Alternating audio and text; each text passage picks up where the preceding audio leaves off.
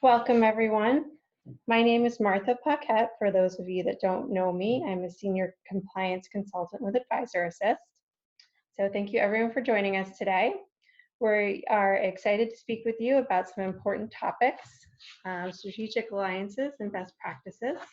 I'm joined here with Mike Byrnes, who's president of Byrnes Consulting, who provides business planning and marketing strategy consulting services to help businesses become even more successful. Welcome, Mike. Thank you for having me. I'm super excited to be here. For all of you, we will be trying to keep this presentation to about an hour. The presentation is being recorded and we will post and share on our website as well as Mike's website. If you do have any questions during the presentation, please use the chat function in the sidebar and we will open up a short question and answer session at the end of the presentation as well. So let's get started. During this presentation, I'll be speaking to the regulatory aspects for paying for client referrals. And from there, Mike will highlight strategic alliances and best practices as a strategy and marketing tool. And then, as I mentioned previously, we will have a question and answer session to conclude the presentation. All right, so I'll just be providing a brief solicitor overview. Okay, so there are three kind of key components to the solicitor relationship. It provides you with opportunities to build your business and to grow your underlying investments. There are two types of relationships when you're looking at from the perspective of a client referral. There's what's called an informal relationship, where two parties exchange referrals. There's no formal compensation arrangement in place. Those types of relationships may stem from a relationship you have with an attorney or accountant, for example. And then a formal relationship would be where a compensation arrangement is in place and you will be paying a cash referral payment to an individual for their referral to your business. In an informal relationship, it's okay to provide that individual with a gift as a thank you. But once you cross that line into a cash payment, then that becomes a formal relationship whereby you do need to have a solicitor agreement in place. So the SEC's view for solicitors in the cash solicitation rule, you do need to have an appropriate agreement in place between the RIA and the solicitor. There are specific disclosures that are required for the solicitor to make to the prospective clients. And then there's a few other conditions under the rule that need to be met as well. State requirements. So most states will require that a solicitor does need to be registered, but those requirements do vary by state. Some states will require that the solicitor needs to be registered with the firm, but they may allow a waiver for anybody having an exam requirement. But generally, most states will require your solicitor to either have a Series 65 or the combination of a Series 66 and 7, or certain professional designations such as a CFP will suffice rather than the exam. As you can see here, there are a few states where there are no requirements to register as an IAR. That would be if the solicitor is located in Florida, Georgia, Missouri, New York, or Ohio. So from a regulatory requirements perspective, you do need to have a solicitor agreement in place between the RIA and the solicitor. The agreement will describe the expected solicitations activities and who is responsible for what. It does require that the solicitor will provide what's called a solicitor disclosure statement to any prospective clients. And in the disclosure statement, it will detail any cash compensation that the solicitor is receiving for making this referral. And they're also required to provide the prospective client with a copy of your firm's Form ADV Part 2A. From a disclosure perspective, the RIA is required to update their Form ADV Part 1 and Part 2A just to indicate that they are using solicitors for client referrals. Furthermore, in the regulatory requirements, you are required to have policies and procedures in place to conduct testing surrounding your solicitor and your solicited clients.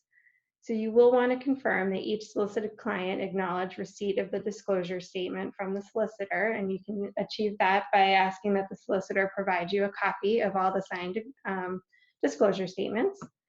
You will want to ensure that the solicitor has complied with the solicitor agreement. And again, you can achieve that by getting a copy of that disclosure statement that details that the client acknowledges receipt of your 2A, and also that they understand the solicitor is being compensated. And you'll periodically want to review your solicitor agreements to ensure that they are accurate and that they are up to date. Additionally, you are required to do due diligence around the people that you're choosing to work with as a solicitor.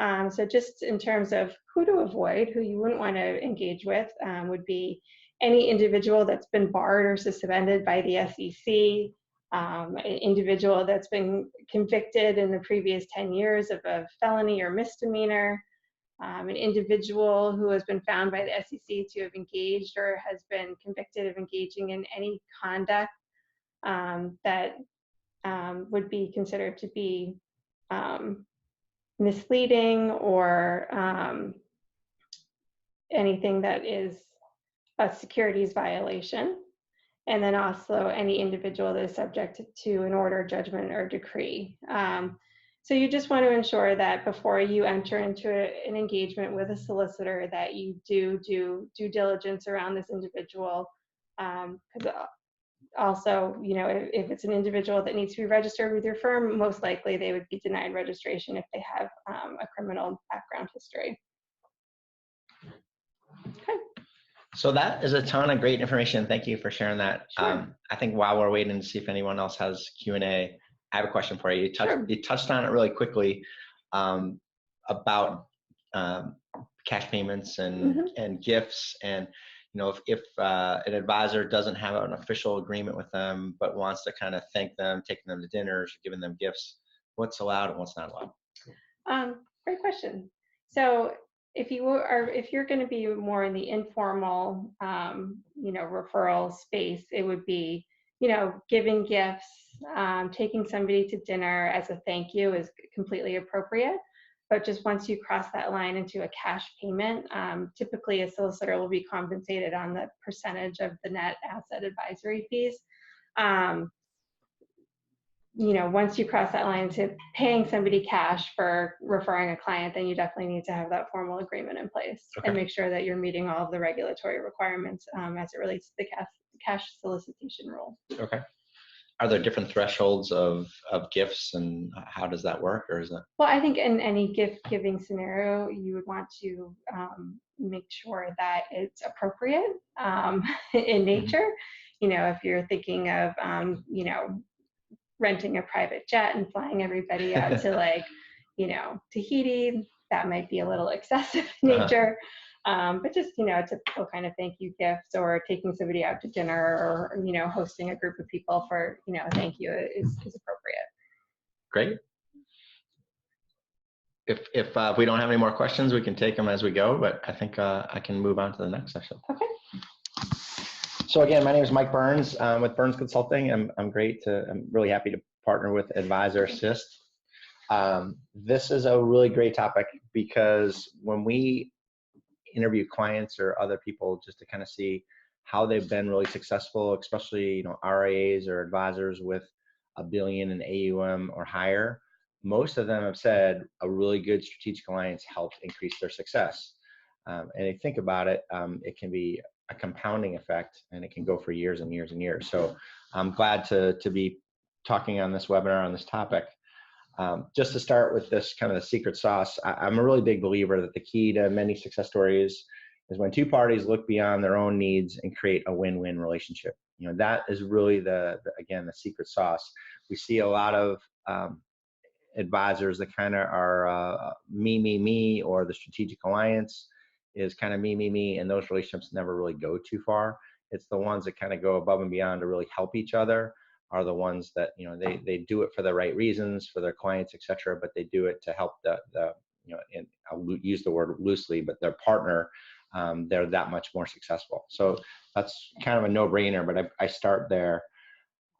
The other reason that we see these relationships start is it's really an extension of your service. So if your client says, hey, I need help with estate planning, and that's not a service that your firm delivers, once you make that recommendation, you really want there to be some consistency of service.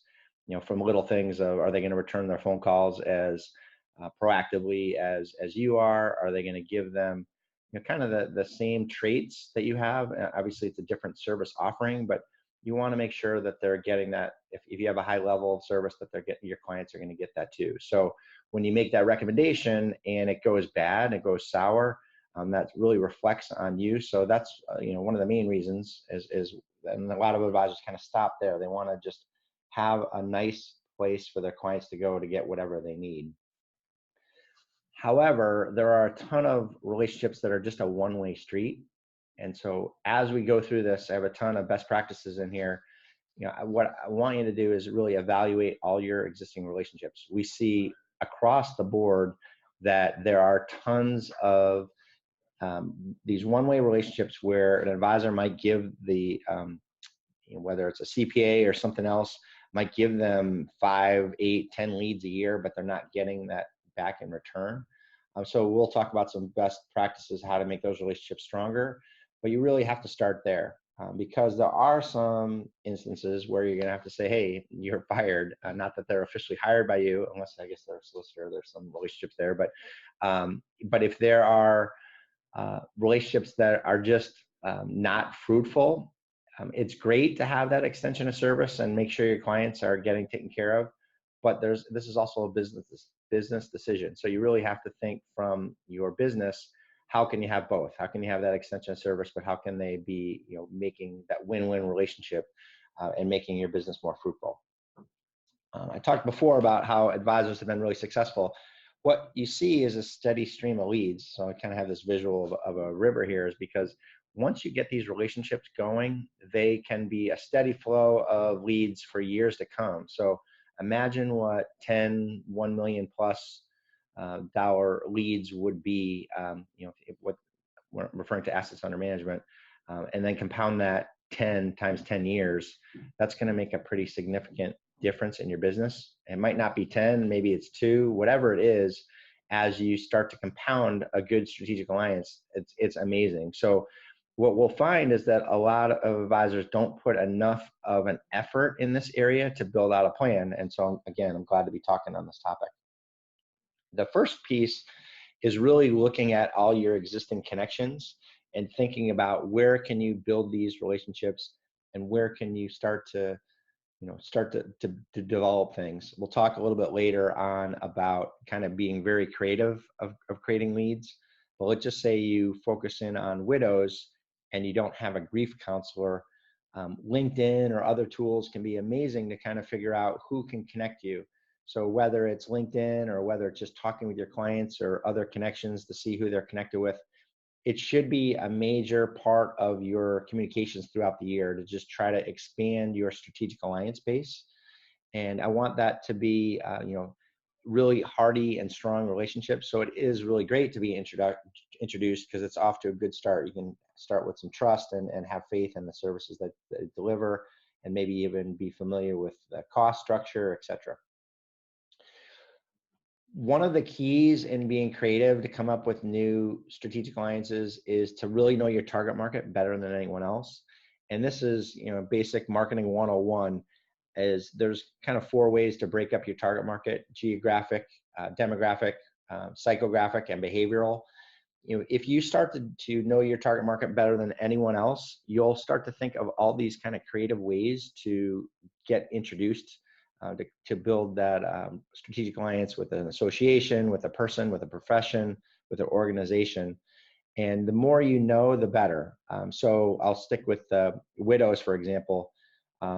Demographic wise, you might realize that they are now downsizing their house. They're moving to a retirement village or a certain area in the state or the county or in a town.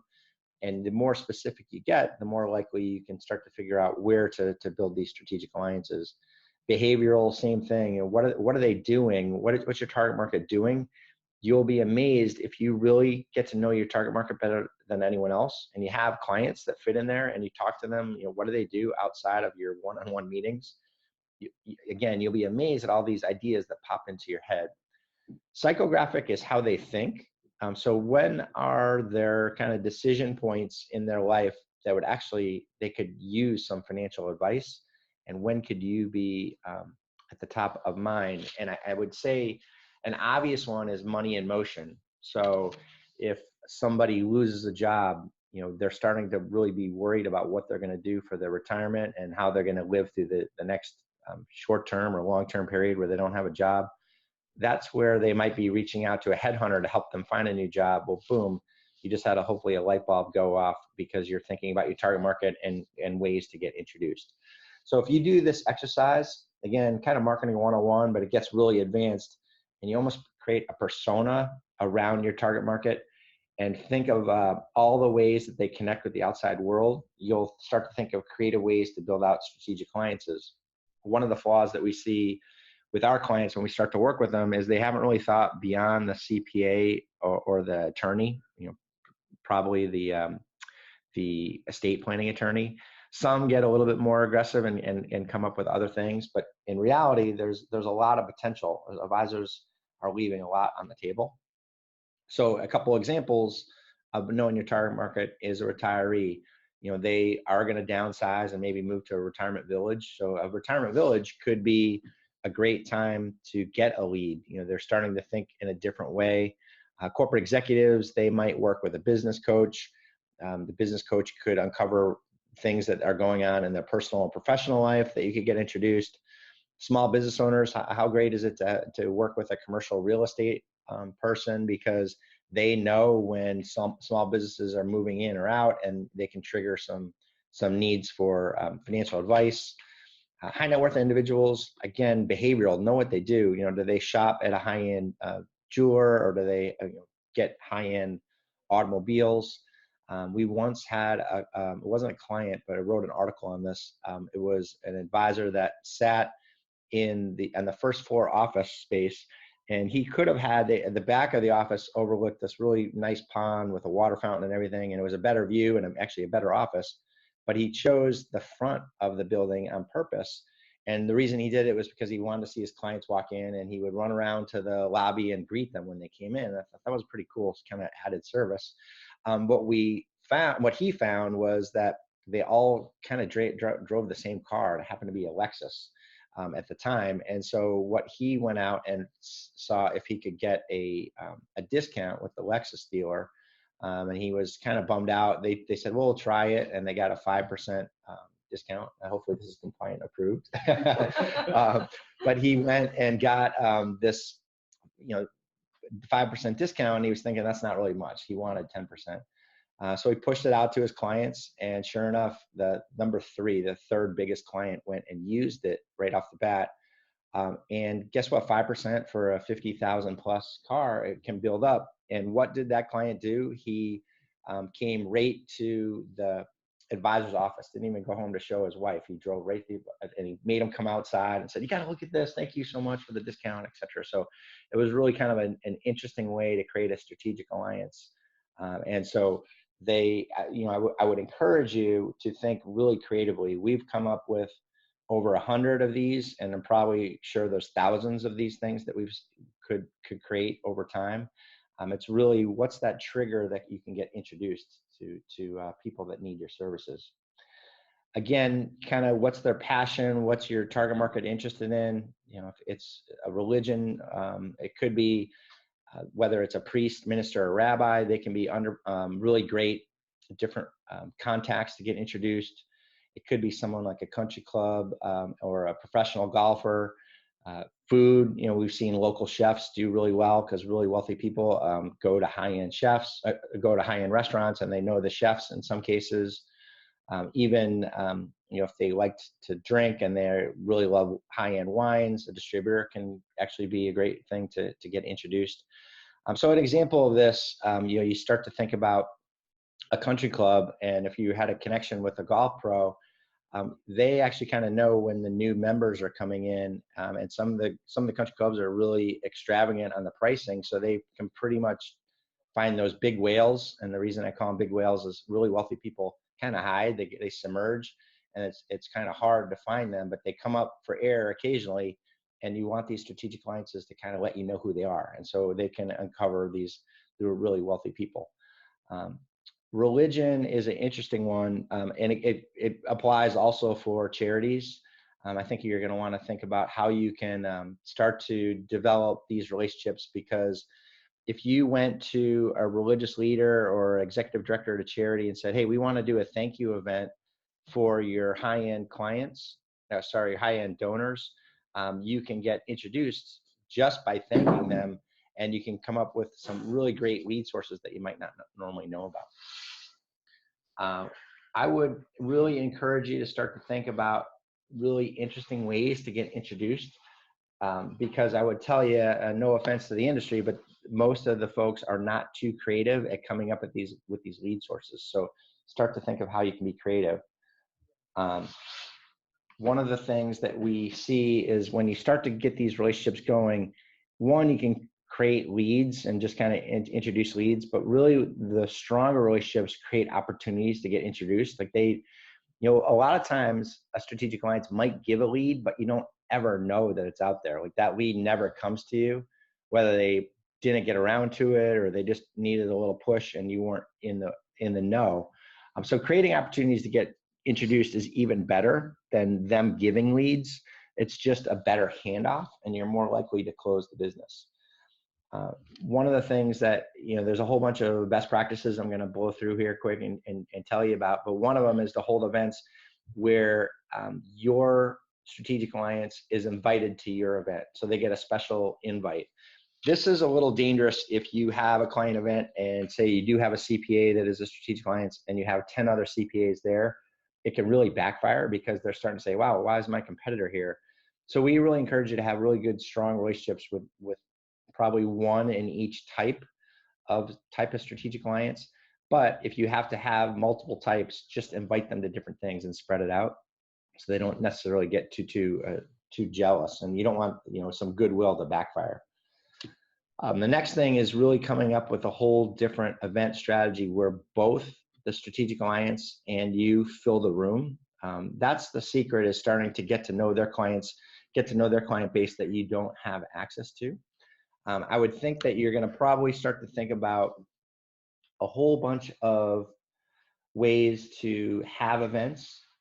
What we'll start to think about is, demonstrating them as an expert. It could be something where you're actually just doing a lifestyle type of an event that you're both sharing the costs on. It could be something that's philanthropic, whatever it might be. What's that draw that gets people out? You might be where you do the tag team where you speak and they speak, but not every one of your clients and not every one of their clients is going to show up to that. So I would encourage you, if you have a really strong strategic alliance, to blend the type of events that you do with them throughout the year and actually mix the sizes too. It can be really small and intimate, or it could be, larger grand scale. If you do go to that larger grand scale, sorry, we got a call from them, but hopefully you can hear me here. If you do go to that larger scale event, just make sure that you have a real positive return on investment on that event. And I'll repeat this too, just in case you can't hear me with the ringer coming in. But a lot of times, we'll see if these grand events get super expensive and they don't develop into a great ROI. And you want to make sure you get a return on investment for all of these things. So start to think about how can you monitor these events. One of the things that you're going to start to see is that events are not just what you put on the credit card or what you write a check for. They're, events, the cost of events are your resources, and that's time and dollars. So the more that you're spending on events, it doesn't just come out of your checkbook or your account. It is, your salaried employees or your associates. Usually with advisors, their number one expense line item is their staff. So if you have like really labor intensive events, make sure you calculate that into the ROI of the event, because if you're going to see that they're dedicating a ton of time to it, it's probably not going to be as fruitful as if it's not kind of streamlined and more effective and efficient. Another thing to do is hold trainings. So when you have these meetings, start to think about how you can bring in one person from your strategic alliance or even the whole firm and educate them on what's going on. The more that you stay top of mind and the more that you make them smarter about what you do, the better the handoff can be. The more they're going to think about you, the more they're going to rely on you. That can be really, really important. So think about how you can develop that. What I would hope you do at the end of this presentation is actually come up with a strategic plan for each strategic alliance that you have and start to think about how you can make those relationships really prosperous in the years to come. And I think you'll be more successful if you add these internal trainings and actually kind of encourage them to do the same thing to you, so you know how to better introduce them. The better the handoff, the more likely that virtual lead becomes a real lead. One of the things, like we're doing a webinar right now, it's really simple in today's day and age to set up a webinar, unless you're getting a call in like we just got. But in the most cases, what you want to do is coordinate the webinar. And even if you only have 10 people show up or whatever number, it still can be really successful if you record the webinar, because then you can chunk it up into little bite-sized pieces, whatever your target market has the attention span for, and you can create video content basically by copying. I think most webinar softwares now have the ability to record the webinar, and so you can create YouTube videos for it, and then you can probably even create a podcast and break off the sound if you want to do that. One thing I would encourage you, though, is with prospects, they don't always have the long attention span that a client might have. So you might want to do shorter videos, whether it's 90 seconds or 2 minutes or 5 minutes. You know your target audience better than I do. But if you had a great, let's say it's 60 minutes of content on a webinar and it was really great, think about chunking it up. And then YouTube allows you to create a playlist. So I always joke, like that 80s love mix, how can you take that content and create a playlist so one video plays after the other, after the other, after the other? What's really interesting there is you might have that person that has an attention deficit order and only will watch 2 minutes, or maybe they're just busy and they just don't have time to watch the whole 60-minute webinar. But then you do get the other person that's really attentive and interested, so you can have one segment play after the other segment, and they might watch all of those videos. You do need to create a playlist, though. If you just put those things up into YouTube, YouTube will recommend what the next video is in most cases. You can have a little and I think it's called an end card and promote a video, but if they don't click on it, YouTube's going to recommend what the next video should be. If it is a playlist, the next video will play after the next one, after the next one, after the next one. So that's something to think about. But coordinating the webinars really is an easy way to give your strategic alliances access to your clients and your prospects, and hopefully they'll do the same and they'll promote it the same way. A lot of them we find aren't wonderful at marketing. So if say you do a video at an actual in-person event, or you record a webinar, you're starting to help them from a marketing standpoint, and they're going to love you for it. So you don't even have to give them a lead. You're just giving them extra tools to be more successful. So it's something that you might want to think about. And that really ties well into this next page, is to start to create content together. So the webinar could be an example of that, but you might want to write an article for each other's website. You might want to think about different ways to be in their e-newsletter, be on their website, again, all with compliance approval. So butt in if I'm saying anything wrong, but the reality is the more that you do together, the more likely you are to get discovered by their prospects and by their clients. And so start to think about how do you start to build that content. A lot of times in the you scratch my back, I scratch your back kind of model with strategic alliances, it crashes and burns with newer advisors because they don't have any leads to give yet. And this is where if that junior advisor or newer advisor to the industry doesn't have the leads to give, but they go above and beyond with helping the strategic alliance from a marketing perspective, that relationship can be really fruitful right off the bat too. So something to think about, how can you build that out and how can you be more successful with sharing content? I think that another thing that you want to do is in all your meetings, start to identify all the people that help your clients. So start from just a one-on-one meeting and start to figure out what are those potential introductions. Like who are, again, know your target market as well as you can, and that's general information for an audience, but really know your, get into the specifics of each client and spend some time to know what they do outside your office, how do they interact, etc. The closer you are with them, the more of these things you know, the more successful you'll be. And then you want them to encourage to ask you for leads too. One of the most successful advisors at making introductions to strategic clients is, I kind of refer to him as a mayor. Like he knew everybody in the small town, and so if any of his clients had a need, they would come to him first, and he would come up with all these different creative things and make introductions. And so it was a really wonderful way to be more successful at strategic alliances. So that's informal one-on-one meetings and getting to know the stuff. Track it in your CRM, etc. A little bit more advanced version of it is to do an annual survey, or at least do it every other year. I'm a little biased on surveys. I think they're wonderful, but Byrnes Consulting administers them, so we are biased. So I'll be fully transparent on that. But one of the things that you should know is, if you're not asking in the one-on-one meetings, put a question in there that says, hey, who do you work with for type A, B, and C of different professions, or who else do you interact with? You come up with whatever the wording of the question is, so you can start to capture who these people are. But the second thing that's really advanced is start to ask them to rate certain things. So on a scale of 1 to 10, how happy are you with your CPA?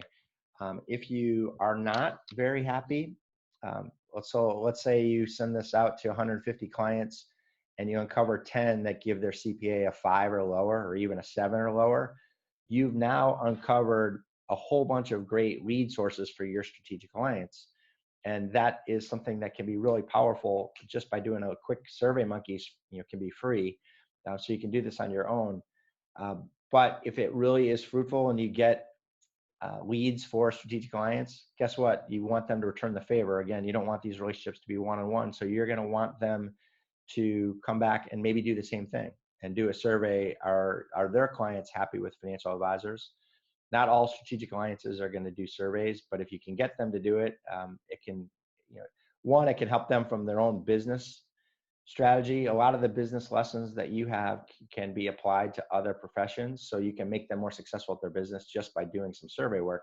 But if they'll allow a question about financial advice and are they happy with their current relationship, that can be a wonderful lead source for you. And sometimes they'll say, we don't even have a financial advisor, and so that's another great lead source for you, assuming you can get them to stop being a do-it-themselver. One of the best things you can do from a marketing standpoint is to get them positive publicity. I've seen this be wonderful in building really strong strategic alliances. So you start to think about, giving them a lead is probably the best way to strengthen the relationship. The next thing is to kind of have them in the limelight and get them really good positive exposure. If you're going to write an article for your website or their website, that's pretty great. But think about it. Use Google Analytics. How many hits is it getting? Is it getting 15 a month, 100 a month, 500 a month? Well, could it be that much more successful if it's with a publication or a media outlet that gets 100,000 hits? I'm guessing that's a pretty aggressive goal for you, but most of the media outlets are probably getting more traffic to the content that they're sharing. Even if they don't, in PR can be really helpful as they're trying to close leads or you're trying to close leads, because you're just seen as an expert. People see that you're in the press a lot. They don't even need to, when they're kicking the tires, they don't have to go look at the competition, because they're just going to feel like they're with somebody that they can trust, that really knows the ins and outs of what they're doing just by being in the press. That's kind of the way that we think. So I would make sure that you have PR as part of your strategy with strategic alliances. When it comes to PR, one of the things that you're going to start to see is how do you build out that strategy? And we do another presentation on PR, but you really want to have the right mix. You want to think of local and national. So obviously national carries some weight because it's usually bigger publishers or bigger media outlets, but local might be where your target market is. So start to think about what's the right mix. With all of these things, if you get one, it's more likely, it's easier to get the other, and vice versa. So same thing with industry press. your clients or target market might not really care if you're in investment news or financial advisor magazine or financial planning and so on. But it just carries a lot of weight because they're going to see you as an industry expert. And that allows you to get non-industry press, whether it's retail press or something different. And both of them can help create credibility. And again, they can help you get the other category. The interesting one that I want you to think about in today's day and age is traditional versus non-traditional. When people think about PR, they think of major TV shows, they think of radio programs, or they think of newspapers and magazines.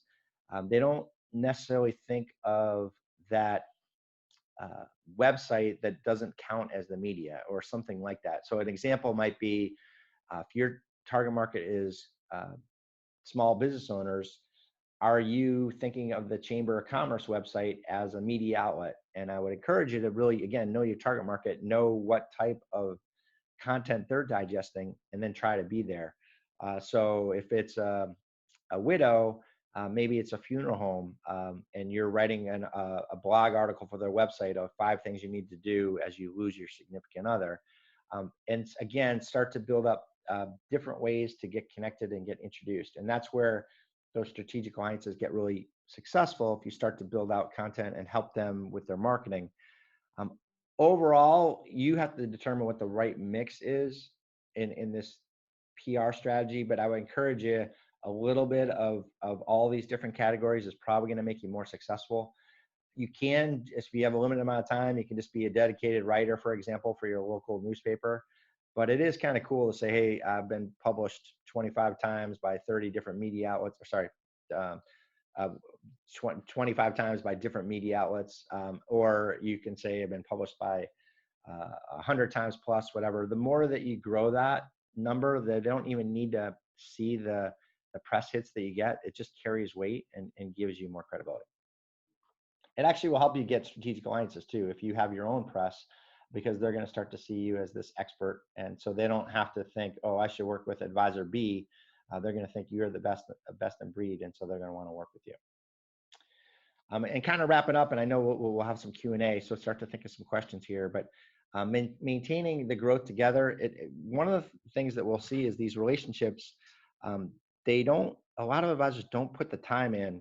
So I would really want you to have a well thought out strategy of how you maintain the relationship. How do you get it to be stronger, and put some time into it? Is it one-on-one check-in meetings? Is it an event strategy? Is it combined marketing?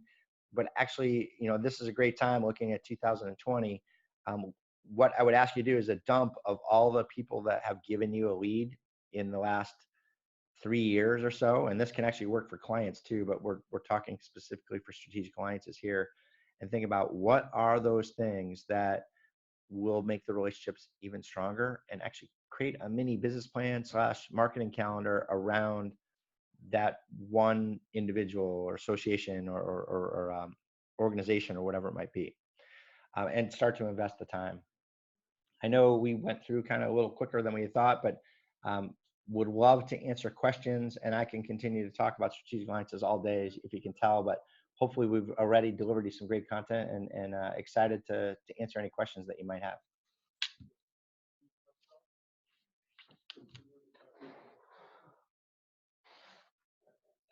It is looking like we don't have any questions right now. So hopefully, if you want to reach out to AdvisorAssist, how would they find you?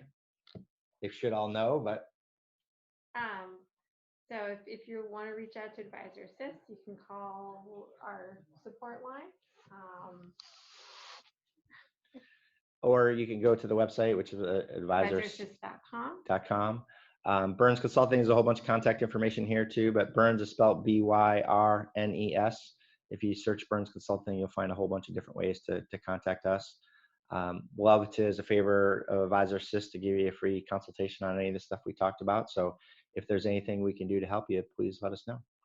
And if anybody does have any questions, if you want to put them in the chat right now, you can answer them from there. Otherwise, Mike, thank you so much for joining us today. It was wonderful to partner with you. I'm excited to see what some questions come in after the fact, but hopefully this advice makes all the attendees that much more successful and helps them grow their business and your part helps keep them out of trouble. All right. Well, thank you everybody for joining us today. Enjoy the rest of your day.